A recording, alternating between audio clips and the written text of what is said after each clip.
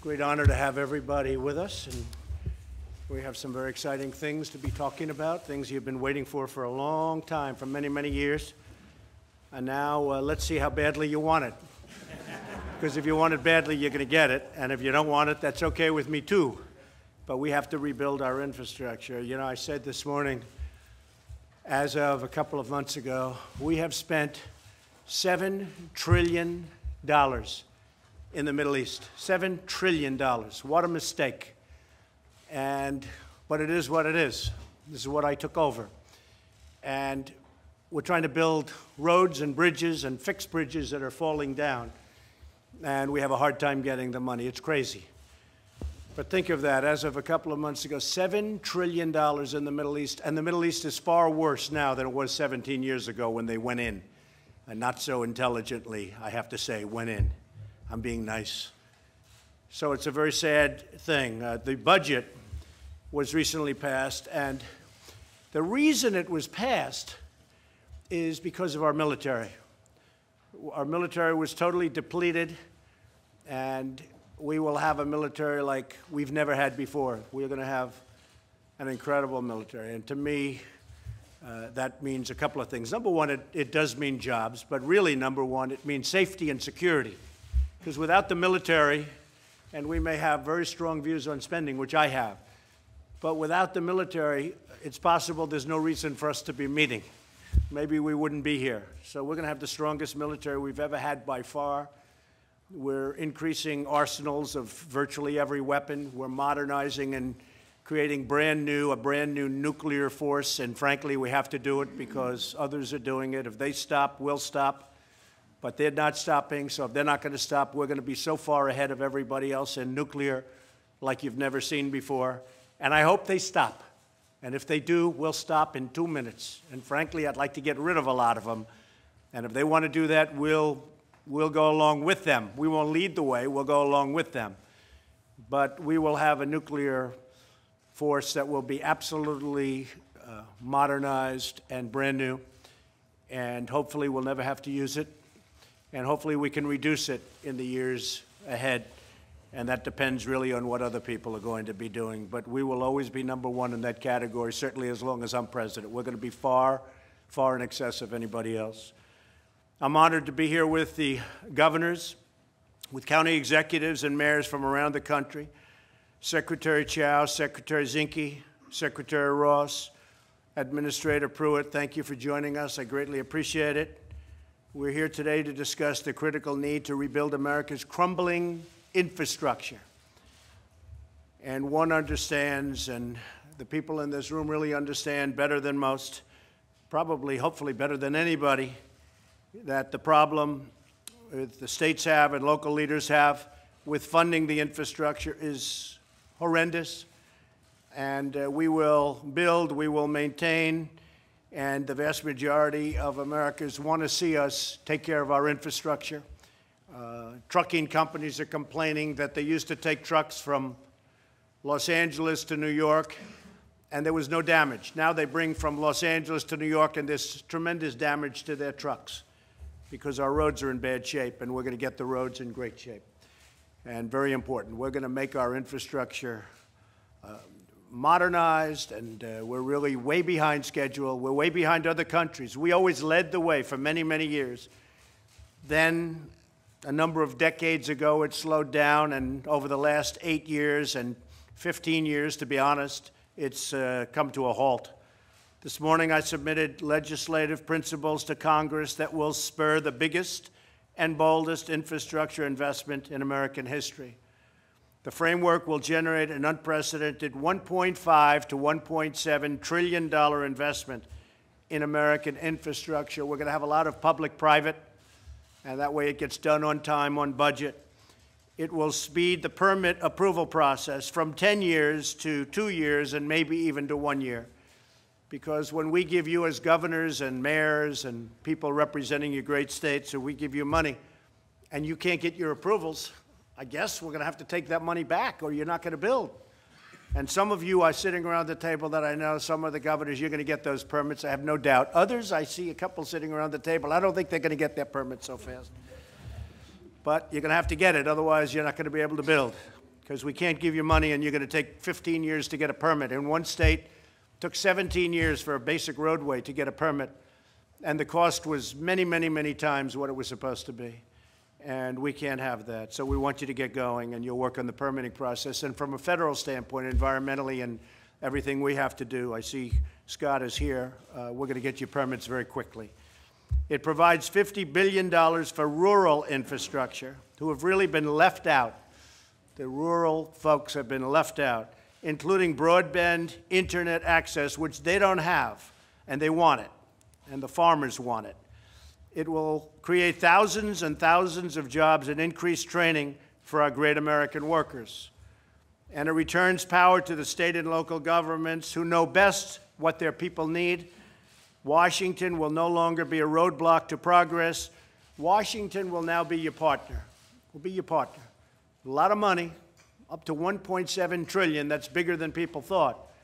And we're going to have a lot of great people working. We're going to also have great companies investing and building, and they'll build for you, because sometimes the states aren't able to do it like we can do it, or like other people can do it, or like I used to do it. When I did the Wollman Rink, it was 7 years. They couldn't get it built. It would have been forever. They couldn't get it built. And I did it in a few months at a much smaller price. They had invested $12 million in building an ice skating rink in the middle of Central Park. Somebody told me about this the other day. They've never forgotten it.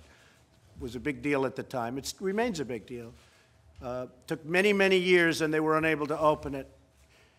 And I said, you know, I'd like to be able to have my daughter Ivanka, who is with us, I'd like to be able to have her go ice skating sometime before she doesn't want to ice skate. And I got involved, and I did it in a few months, and we did it for a tiny fraction of the cost. And it's really no different with a roadway. It's no different with a bridge or tunnel or any of the things that we'll be fixing. The returns of money and investment to the states and local government will be incredible. And nobody knows better than you people where you want the money invested. That's the other thing. For the federal government to say, gee, this is what we want you to do in Wisconsin, Scott, you know exactly where you want to do it, and you've done a great job, by the way, but you know exactly where that money is going. And how is your new company that's opening up there doing, by the way? Are they doing okay? That was a big one. Foxconn, that's moving along, right? They make the Apple iPhone, and I said for a long time, I said, I want those companies to be making their product here, and they went to Wisconsin. Scott did a fantastic job of presentation. I actually saw a site that I loved. I said, that was an old auto site. And I was with the head of Foxconn, great man, actually, great businessman, incredible. And I said, that's a great site for you, right in Wisconsin, and I hear that's where they're going, so you've done a fantastic job. But this is a common sense and bipartisan plan that every member of Congress should support. I look forward to working with them, and we're going to get the American people roads that are fixed and bridges that are fixed. And if for any reason they don't want to support it, hey, that's going to be up to them. What was very important to me was the military. What was very important to me was the tax cuts. And what was very important to me was regulation. This is of great importance, but it's not nearly in that category, because the states will have to do it themselves if we don't do it. But I would like to help the states out, and we're doing that with a very big investment. One of the other things I think so important to mention is that in the budget, we took care of the military like it's never been taken care of before. In fact, General Mattis called me. He goes, wow, I can't believe I got everything we wanted. I said, that's right, but we want no excuses. We want you to buy twice, okay? Twice what you thought for half the price. So maybe we're going to get involved a little bit in the buying. We want to get twice as many planes for half the price. And believe me, we can do a lot, because the procurement process is very outdated, to put it nicely. But we're going to have something very special. But one of the things that was very important to me with respect to the budget was DACA. I did not want DACA in the budget. I wanted DACA separate so that we could talk about it and make a deal. And I hope to be able to make a deal. I hope the Democrats are not going to use it just as a campaign. You know, they've been talking about DACA for many years, and they haven't produced. We started talking about DACA, and I think we'll produce. But if the Democrats want to make a deal, it's really up to them, because we want really tremendous border security, but we have to have Democrat support for DACA, and they are starting that process today. We didn't want to have it in the big budget, because if we have it in the big budget, it's going to get mixed up with all of the other things. So now we have our military taken care of, and now we start very serious DACA talks today. And we are, I can tell you, speaking for the Republican Party, we would love to do DACA. We would love to get it done. We want border security and the other elements that you know about, chain migration you know about, the visa lottery you know about. But we think there's a good chance of getting DACA done if the Democrats are serious and they actually want to do it. But they didn't want tax cuts. They fought. We didn't get one vote for massive tax cuts that have turned out to be unbelievably popular. And what came up, which was even a surprise to us, were the big companies stepped up, and millions of people have gotten tremendous bonuses. Nobody knew that was going to happen. That was just the beginning point. So we didn't get one Democrat vote, not one, for the biggest tax. And I think that's a big political problem for them, you know, if you want to know the truth. They are going around saying they made a mistake because the tax cuts have now, you see what's going on. It's spurred the economy. Unemployment is at virtually record lows. Black unemployment is at the lowest level in history. Hispanic unemployment is at the lowest level in recorded history, which is really something that's so great. And we are it's amazing what's been going on with the economy.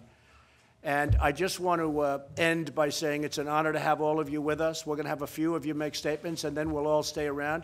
If you want, we can leave the press, or we can have the press leave immediately. I'll leave that up to Scott Walker, because you're going to be the first speaker. So, Scott, do you want to say a few words? Sure. And thank you very much, everybody. Thank you. Well, first off, Mr. President, I think on behalf of all of us, all the state and local leaders, both Republican and Democrat alike, thank you to you and your administration for hosting us all today. Before you came in, we were having a good and lively discussion about answering some of the questions many of us had. You alluded to a moment ago Foxconn, which you were great to help us announce here. As I mentioned to many of the folks assembled here today, for the first time ever, LCD panels, the kind of panels here, in the future they'll be even bigger, made by Sharp, will be made in the United States, and we're proud that they'll be made in the state of Wisconsin. About a $10 billion investment. We're helping with about $3 billion worth of incentives. And when we think about infrastructure, it ties into that, as it does all over the state of Wisconsin. In the last few years, through this recent budget, we've made about a $24 billion investment in our state into transportation infrastructure. That's about $3 billion more than the previous 8 years. And so we understand what you're trying to do here. But one of those projects that will help there is it's about a $1.5, almost $1.6 billion transportation project, Interstate 94, from the state line through Kenosha, Racine counties, all the way up to our largest county, Milwaukee County. We've completed a good chunk of it. I think 13 of the 19 interchanges have been completed. About half of the miles have been done. But there's one major portion right by where they're going to build this new $10 billion ecosystem that we're still working on. The state, most recently in our budget, put about $250 million on top of all the money that's been spent up until now. And we think through the help of the federal government with the Infrastructure for America funding that we can finish off the rest. And get this, the good part is the local roads that we're helping out with an additional money on beyond that's being done in about 8 months' time. And we believe on the time schedule we're on, the remainder of that can be done in less than 2 years, with the ideal completion date being before the fall of 2020, a date I'm sure you're interested in. That would be completed by that time, and we're thrilled, and we think it's a good example of a good partnership between the federal, the state, and local governments. And I just would add, when you were coming in, my friend from Iowa was just talking about rural infrastructure and rural interest, and I also want to say, because we've got a good portion of our state that is rural as well, not only thank you on a rural initiative for transportation, but particularly for broadband. We'd love to have, whether it's white spaces, fiber networks, you name it, there's plenty of opportunities for us to grow and expand our internet capacities all throughout the United States. Well, it's been very unfair what's happened with broadband in terms of the Middle West and in terms really of rural areas, as you know, and you sort of were a victim of it too, but now it's going to be taken care of. We're spending a great deal of money on that. It's only fair. And they want it. They want it. They know how to use it. They want it. And we're going to get it. How many jobs will be created because of Foxconn's new plant?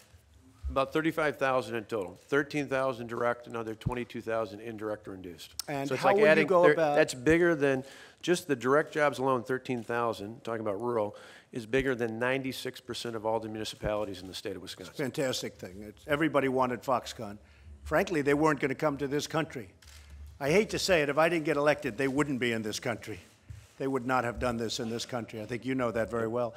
Just out of curiosity, 25,000, 35,000 jobs. It's a tremendous, one of the biggest economic development jobs in the country. How will you go about training and getting all of those people to work there? Well, the first phase is, even before those jobs, is up to 10,000 construction jobs. So it fits in with exactly what you're talking about today. We'll have people all throughout our state and probably adjoining states. We made a major investment, and I think part of one of the visits, Ivanka, you had made to one of our technical colleges. We have all of our technical colleges in the state are stepping up their programs specifically to train, because this is not only for construction, but then for high-tech advanced manufacturing.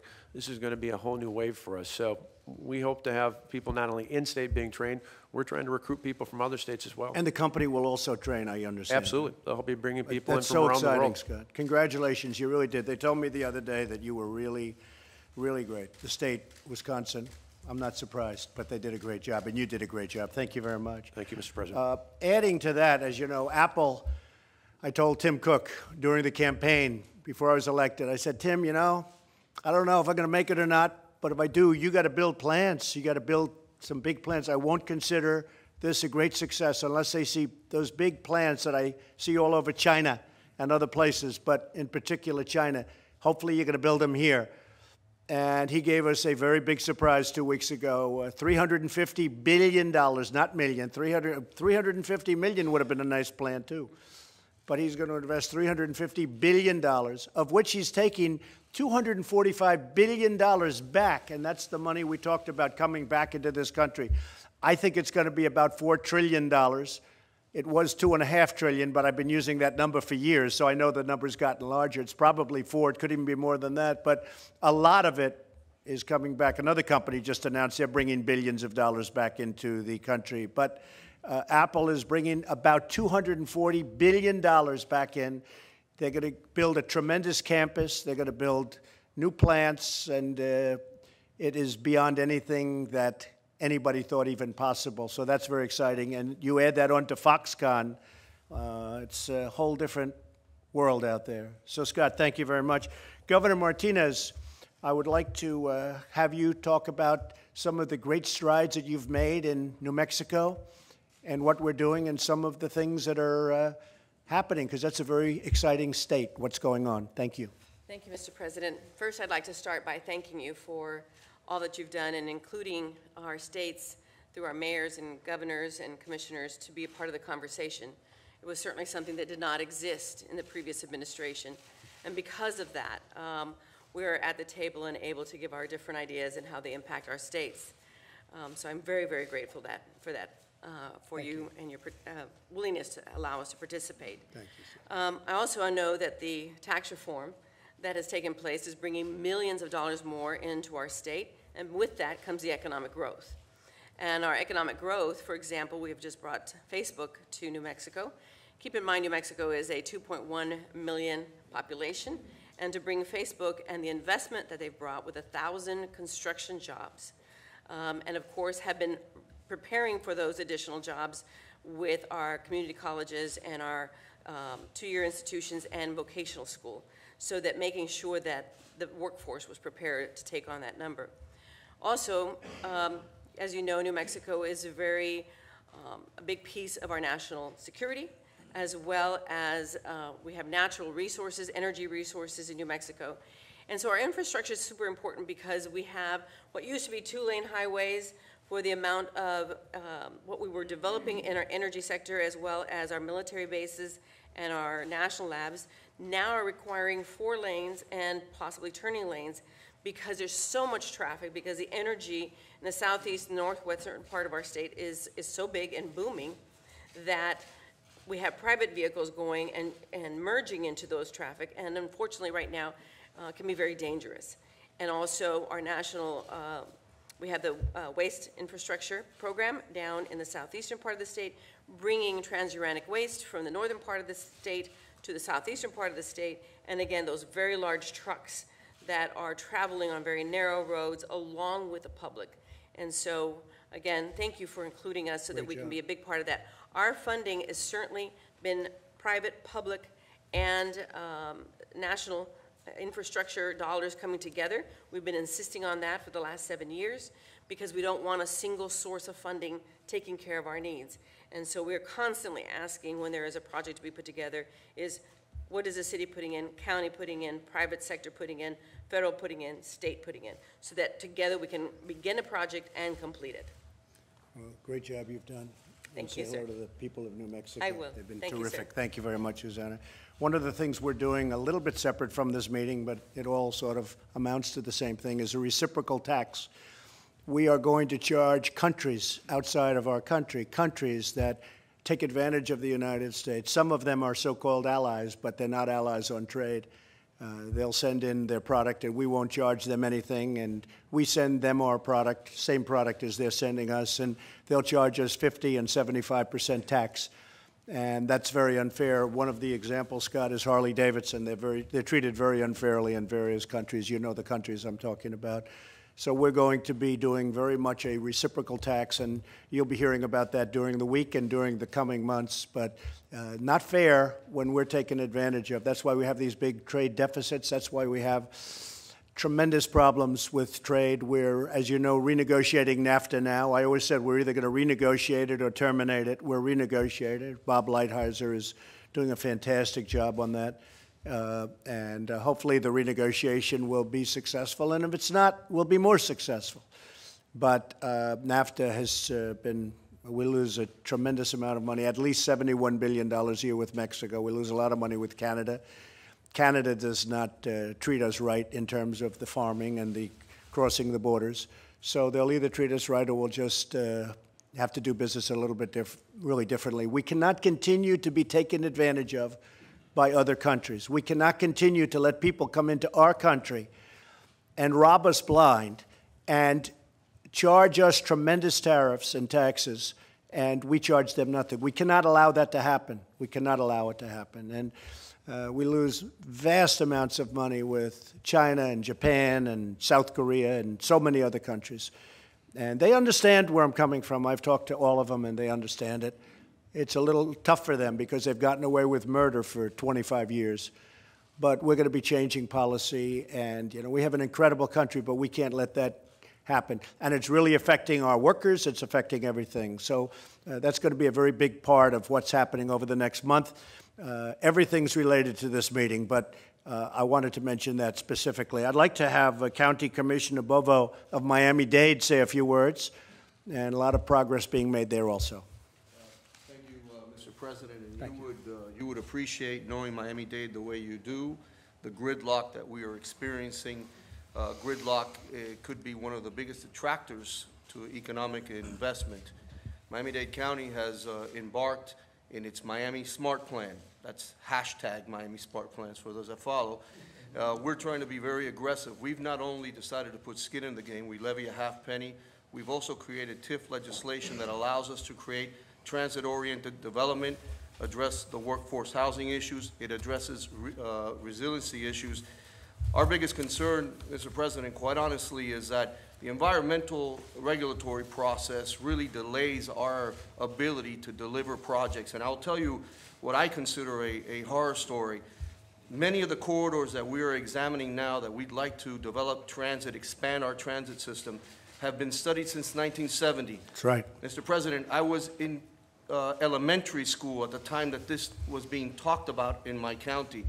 We have grave concern, and I represent an area full of laborers, and I wonder at times, what does the gridlock do to them? That construction man, that plumber, that carpenter who loses jobs because he can't get to all 5 appointments, he only gets to 3. And those other 2 go to somebody else. So well, we're going to get you the federal permits, okay? And we're going to get you the environmental and the transportation permits. We'll get them for you so fast, your head will spin. The question is, are you going to be able to get the local permits? Because that's going to be up to you. Mr. President, our Board of County Commission, our mayor, our governor in the state of Florida, and every elected official has now bought into the fact that we cannot allow projects to be delayed 4 or 5 years. I said this earlier when we were meeting here as a group privately. It seems to me that the pyramids in Egypt were built faster than some of the projects that we're contemplating. And No, that's you wait really 25 years in some. We have projects on the books at 25 years. Look at the pipelines, how long they would have been. I approved them in the first week, and they're now being built. I guess you have one situation that's going to be solved very soon, but they're very, 48,000 jobs, the 2 big pipelines. They were dead. They were going to be dead for years. They were probably never going to happen. And environmentally, it's better. To have it underground is better than using trains and using trucks all over the place. So it's, we could do it. But they have people waiting for 25 years for permits. And by the way, 25 years and 100 times the original cost, if you think about it. So we're going to get you the federal permits. We're going to get you the environmental permits that you need on a federal basis. It's very important that the local communities like Miami-Dade and I know Miami-Dade very well, and it's great. It's a great people, but you're right, it's very tied up. You'll be able to produce them locally. And if you can't, then the money goes to somebody else. Because if you can't get your permit, you have a certain area. I know Phil Bryant is going to get all of his permits. I have no doubt about that, right? You will have no problem, I know that. But if you can't get your permits and you can't get them quickly, the money's going to go to somebody else because we're not going to sit around for 8 years because you're having a local dispute. So I think that's good. I think that's a good incentive.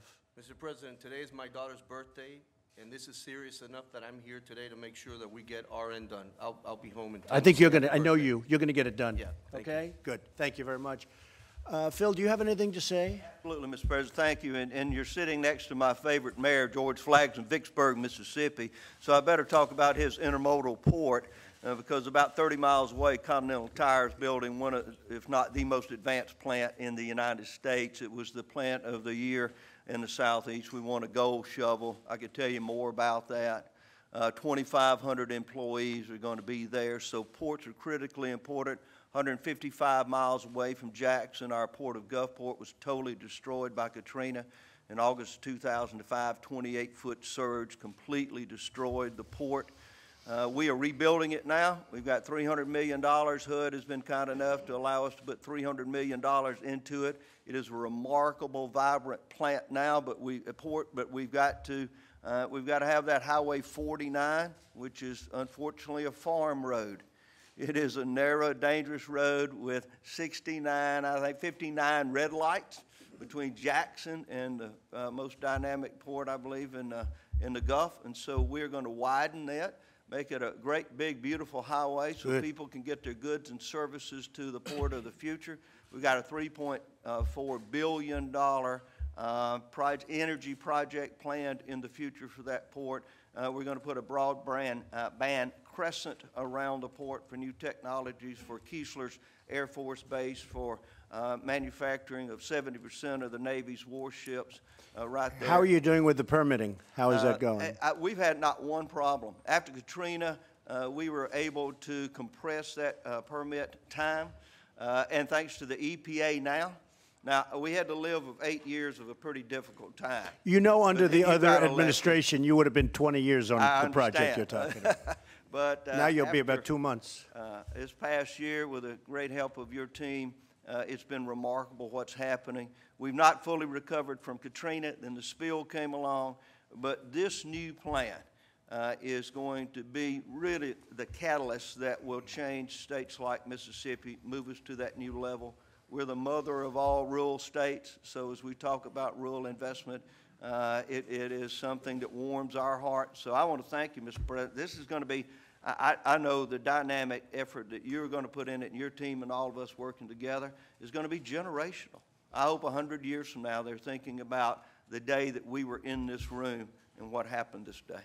Well, Phil, I just left Mississippi, and I was with Phil recently at the African American Museum, and I want to tell you the job you've done is incredible, and I hear it's doing record business. It's doing fantastically well. We were there for the ribbon cutting and the opening, but the job you're doing in Mississippi is very inspiring to a lot of people, so congratulations, Phil. Thank you, Mr. President. George, would you like to say a few words?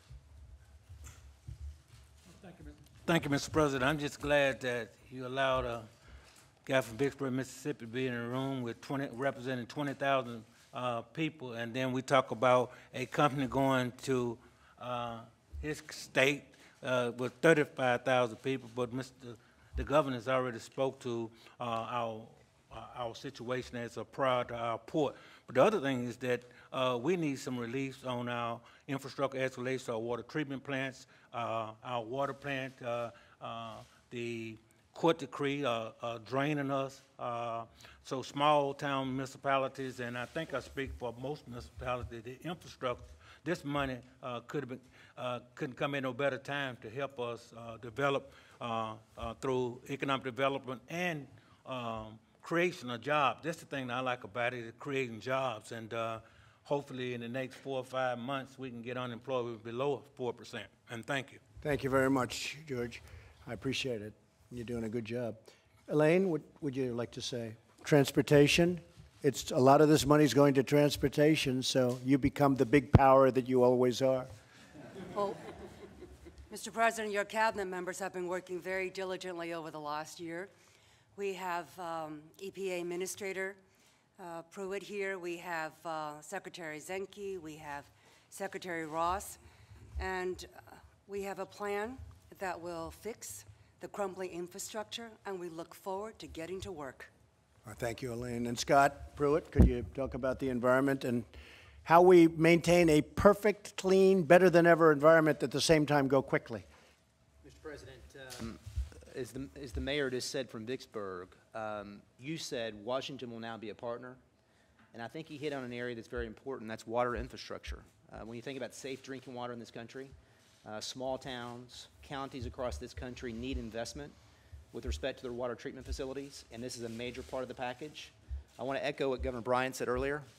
We are looking at permitting at the EPA by the end of 2018 that we will process every permit, up or down, within 6 months.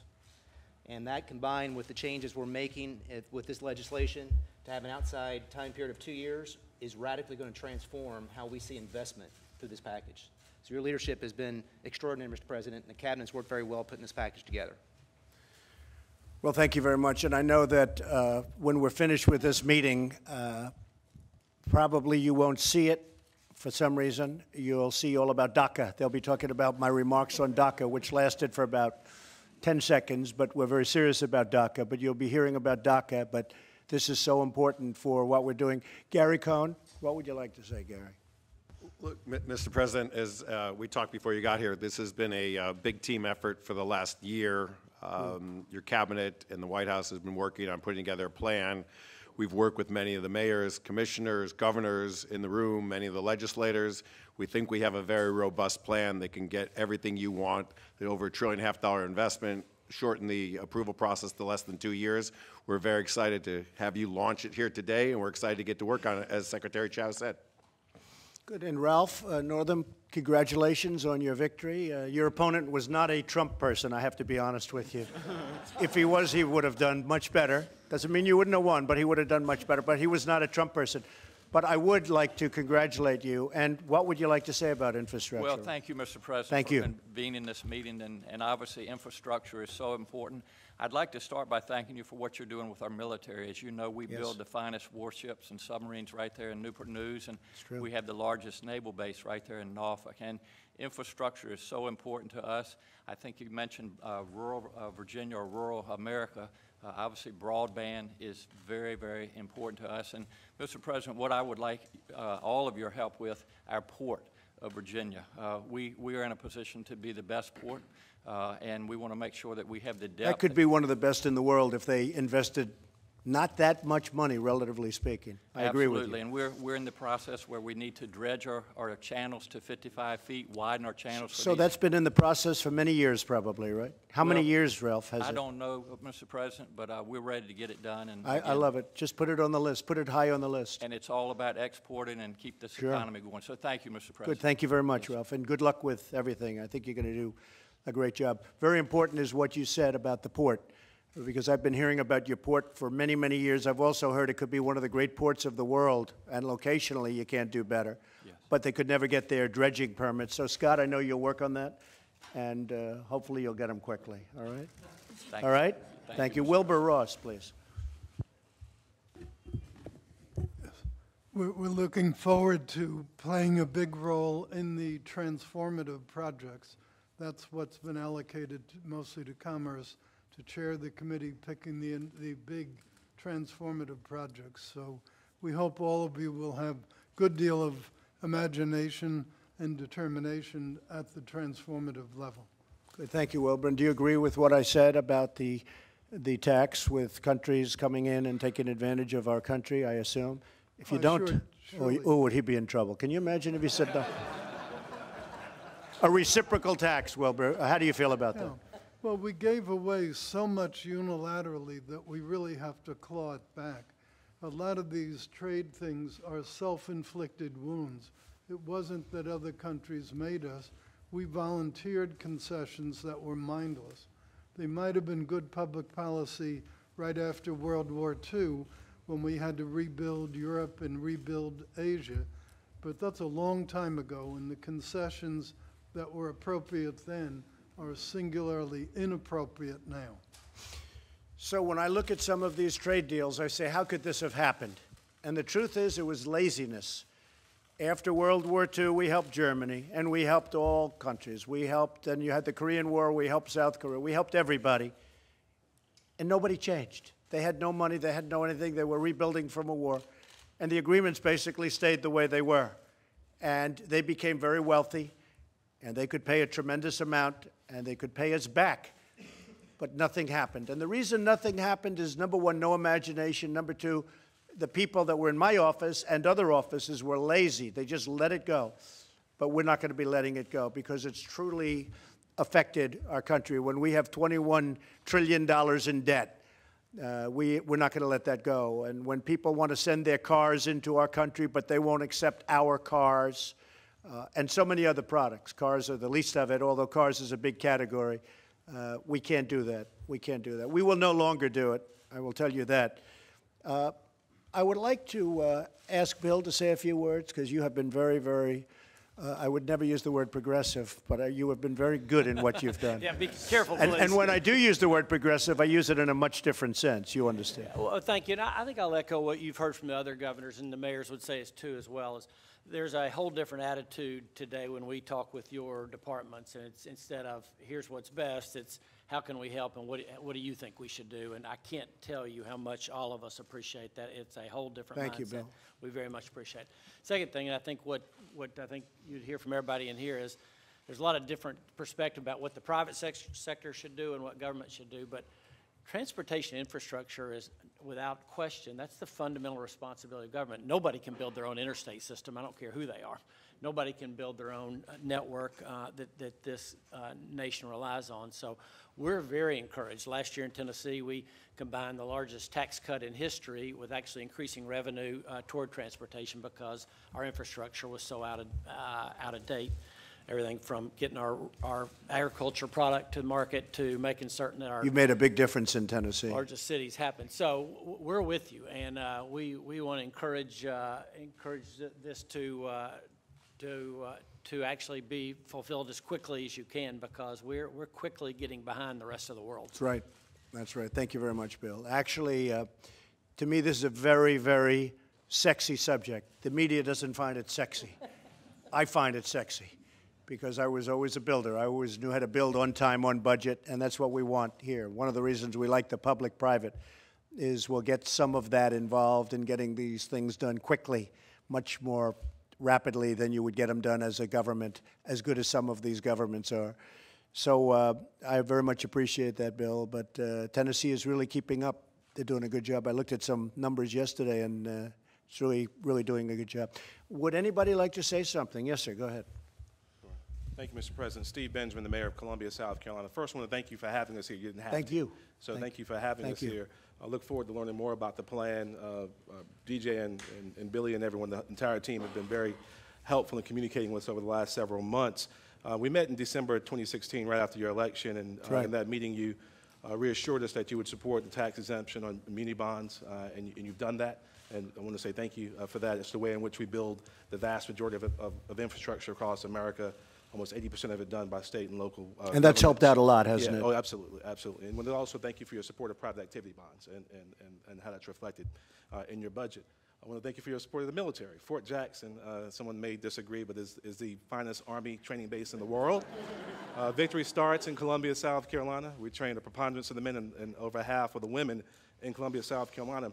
In America's cities, and Columbia is not atypical, we have the same tax rate that we had 10 years ago. 5 of the last 7 years, we finished with a budget surplus. We've created an environment where private sector capital is welcome. You treat it well, it grows. And we've increased our police department budget by 60%. And I will tell you that what we need, and we'll spend some time raising the flag on some of our priority projects. You may remember in October 2015, we had a massive flood, 1,000-year event in Columbia, South Carolina. Right, some significant damage to our canal that still, as we work through FEMA and FERC, we have to get repaired. So we'll spend some time raising that to the top of the priority pile as we're working with this. But I want to tell you again, America's mayors are happy to be around the table. We look forward to talking about the expedited nature of the plan and working closely to make sure we're protecting the environment as we do that. But happy to be here. Look forward to continued dialogue. I would be remiss if I didn't talk about the fact that public pensions are very interested in getting into the infrastructure business as well. And if there's some possibility to lever up that extra $200 billion, be interested in supporting that as well. But thank you for having us, Mr. Thank you, Mayor. I appreciate it. The areas that have military are going to be greatly affected in a very positive way because the number that we were able to get, $700 billion, and again, that was the key to what I did. I hated to give away certain money, and some of it I consider to be terrible. But we needed 60 votes. We needed 60 votes. So in order to get the military taken care of, which is to me number one by far, we did that. But those areas that are heavy in the military, you're going to see a tremendous difference. When I was in the private sector, I used to get listings all the time for forts, military installations that'd be for sale. And I used to say to myself, this is 10 years ago and 5 years ago, how can we be selling so much? Well, now I'll bet they wished they didn't sell some of them. You know, they would sell them as surplus. And I used to say, how many do we have? Because you'd get a lot of listings. But they closed a lot, but we're going to be expanding ones that we have. And those areas, the towns and cities and states, they're really going to be a tremendous impact. And, you know, one of the other things is jobs. We're going to be building this equipment. We don't go out to other countries to build our military equipment. And when we have allies, especially people that we help or we give aid to, which we're going to have to start looking at also, but they go out and order military equipment from other countries, I say, you know you're not. If you're not going to order it from us, you're not getting any aid. And that's why a lot of the defense companies and jobs, again, it's all jobs, but they're very happy because, I mean, we were giving out money and they'd buy helicopters from different countries. I don't want to say which country, specifically one. I say, so we're giving you money to buy military equipment, and you're buying military equipment in another country. How does that work? And I remember the president of a country laughed when I said it. He said, finally, somebody gets it. And they were actually restricted from buying from us. So we could give them money, but they were restricted for human rights issues and other issues. So a lot of things are changing, and they're changing very fast. Yes, sir. Mr. President, I'm Rob Lockery, Chairman of the County Commissioners in Bucks County, Pennsylvania. I know you know where Bucks County is for everyone. Yeah, for everyone. Right. Coming off a big Super Bowl win, and we won the Super Bowl with the Philly Special, right? So Nick Foles and Doug Peterson, and I have a Philly Special for you when it comes to transportation projects. And I know everyone's aware of I-95 and the Turnpike, and one of the biggest missing links in that interstate highway has been the connection of the Turnpike and I-95. And after literally 40 years of planning and approvals and permitting, they're finally making the connection. And there's a picture on these slides up here.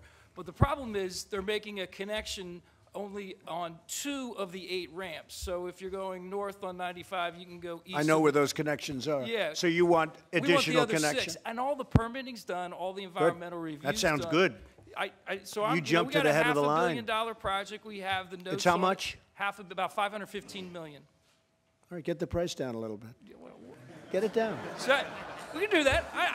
We can do that. No, Sounds like a lot of money for connections, right? So What do you I think, Phil? You could do it for $550. Huh? We'll get, we're ready to Contractors up go. there. Then Good. just the last thing I want to say about the permitting, I think is so important. You know, in Bucks County, we have 115 bridges, small country bridges. Right. And we closed one 7 years ago, which is not far from my house. And it used to be the way I was my quick shortcut to my daughter's soccer field practices. So my oldest daughter's finished middle school, finished high school. She's graduating this year and going to United States Naval Academy. But she's finished both of those things, and we haven't even started work on the bridge. That Were you going to closed build a 7 new years ago. bridge or renovate that We bridge? were going to replace the bridge, but because of the historical process and the reviews and the consulting processes and going through Section 106. Is it permitted?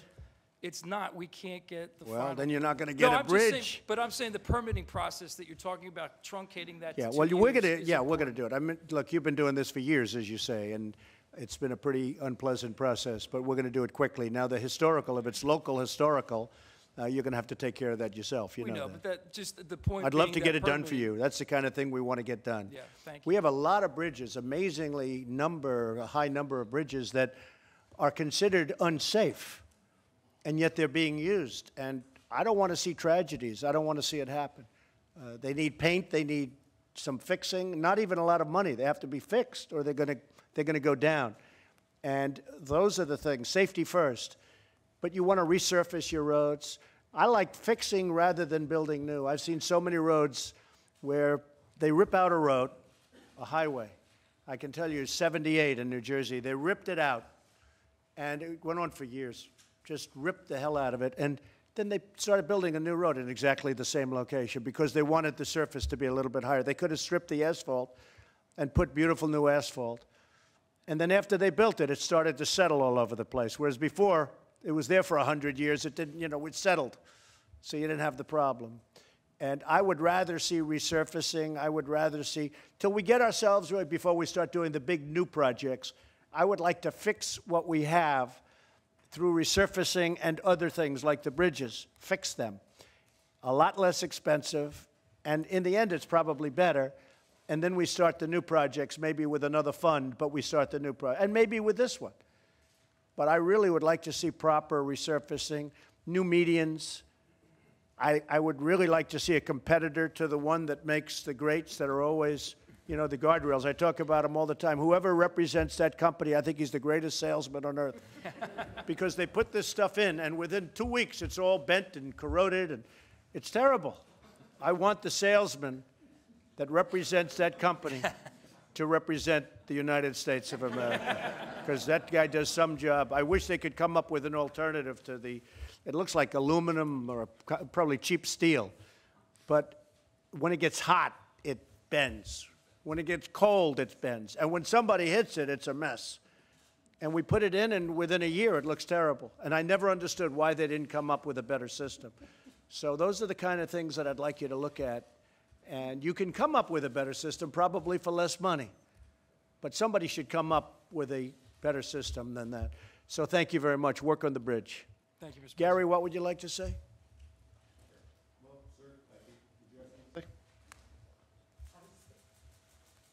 Go ahead. Just press the button. Yeah. We just talk. Walking in, I was starting to make my comments, so I want to thank you very much, Mr. President, for recognizing the importance of rural America and broadband in particular. That's so critical for people working from home in our small communities and making sure they have access. Additionally, the workforce is so important. We have 2.7% unemployment in the state of Iowa, Great. a historic Great. low, and Yeah. we need everybody to have the best skills they can possibly have. So up-training our workforce is going to be a big piece of it. But one of the things I heard the ports mentioned, and I would like to add that the locks and dams are really important. Modernization of the locks and dams on the Right. Mississippi are really critical to the Midwest and moving our That's right. agricultural products around. We have that planned, actually, as you know. And we really appreciate that. So that's critical. And we do have one of those interchanges that we're ready to upgrade. We've got about 200 deaths that have been suffered on the I-80, 380 interchange around between Iowa City and 200 Cedar deaths? Rapids. 200 deaths? 200. You do and have a so- lot of that. You'll have a lot of intersections where people die because they can't get a permit. and it's just crazy. And I'd like you to make that first priority. You have, like you say, there's one particular, and I heard about it in Iowa. Yeah, right. It's a particularly dangerous intersection, and there's accidents all the time, and with a slight difference in design, and you could get that permit very easily. We have to get it done. So I'd love that to be a priority, if that's possible. Thank you. We appreciate it. And flood mitigation is a big deal in Iowa, too. Cedar Rapids had a terrible flood. They've got a wonderful project. They've have a lot of private dollars ready to be invested and being invested.